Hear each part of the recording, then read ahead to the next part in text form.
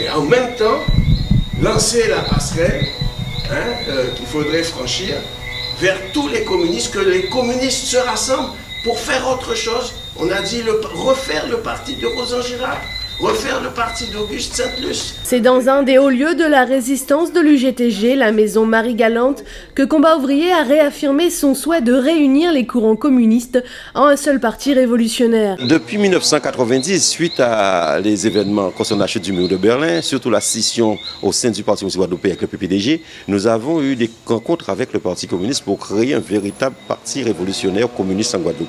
Bon, pour le moment, ça n'a pas abouti, mais le parti que nous appelons de nos voeux sera donc construit par les travailleurs qui sont combatifs, et il se trouve qu'au Parti communiste, il y a des travailleurs combatifs et que par conséquent, il n'y a pas de problème là-dessus. Une union révolutionnaire pour contrer la montée de l'extrême droite.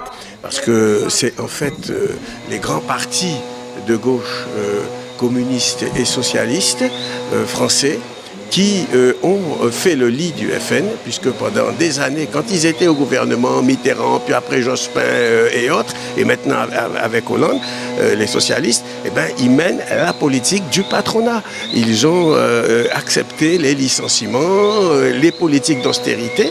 Donc les travailleurs qui étaient autour d'eux ont été tout simplement déçus. Ils ont déçu la classe ouvrière, et une partie de cette classe ouvrière et les franges d'à côté sont allés au Front National. Avec un combat de plus de 50 ans et un programme reposant toujours sur la lutte des classes, le Combat Ouvrier entend bien obtenir quelques voix supplémentaires aux 4000 des dernières régionales.